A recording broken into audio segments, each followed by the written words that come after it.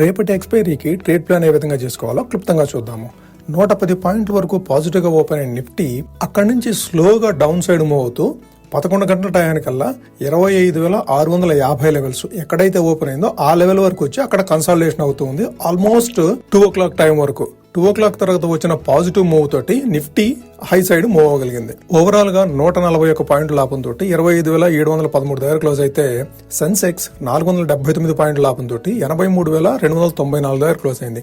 Whereas bank Nifty 92 పాయింట్లు మాత్రమే లాభపడి 61,264 దగ్గర క్లోజ్ అయింది. ఇక సెక్టర్ వైజ్ పర్ఫార్మెన్స్ చూడాలంటే నిఫ్టీ ఐటీ మరొక రోజు 1.42% నెగిటివ్ గా మూవ్ అయితే, Nifty mid and small IT technology companies కూడాను 1.5% నెగిటివ్ గా మూవ్ అయినాయి.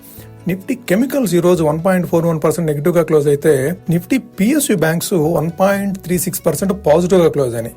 ఈ రోజు ఐడిఎఫ్సి ఫస్ట్ బ్యాంక్ లో వచ్చిన నెగిటివ్ న్యూస్ తోటి ప్రైవేట్ బ్యాంక్స్ స్లైట్ పాజిటివ్ గా 0.34% పాజిటివ్ గా క్లోజ్ అయితే, ఓవరాల్ గా నిఫ్టీ బ్యాంక్ 0.15% పాజిటివ్ గా మాత్రమే క్లోజ్ అయింది. ఇక మార్కెట్ స్టాటిస్టిక్స్ చూడాలంటే ఓవరాల్ గా 3,278 స్టాక్స్ ట్రేడ్ అయితే 1,494 స్టాక్స్ మాత్రమే అడ్వాన్స్ అయినాయి, 1,675 స్టాక్స్ డిక్లైన్ అయినాయి. ఓవరాల్ గా మార్కెట్ బ్రెడ్త్ మాట్లాడుకోవాలంటే నెగిటివ్ గానే ఉందని చెప్పుకోవచ్చు ఈ రోజు. ఇక రేపటి ఎక్స్పైరీకి సంబంధించి ఓఈ ప్రొఫైల్ చూడాలంటే call side contracts, put side contracts equal amount లోనే యాడ్ అయినాయని చెప్పుకోవచ్చు.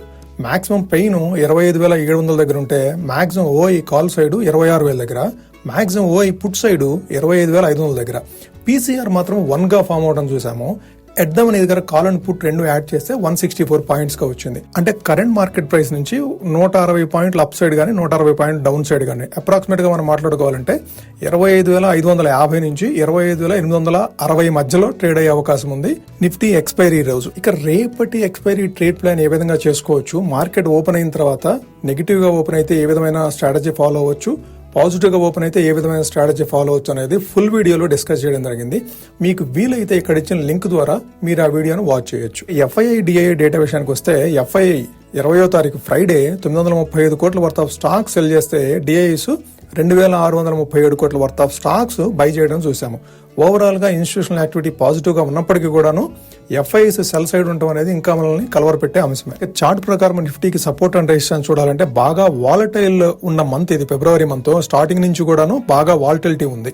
ఓకే, సో 25,500 అనేది సపోర్ట్ కింద యాక్ట్ చేసే అవకాశం ఉంది. రెసిస్టెన్స్ విషయానికి వస్తే 25,890, అట్లానే 920, ఆ 30 పాయింట్ రేంజ్ అనేది రెసిస్టెన్స్ కింద యాక్ట్ చేసే అవకాశం ఉంది.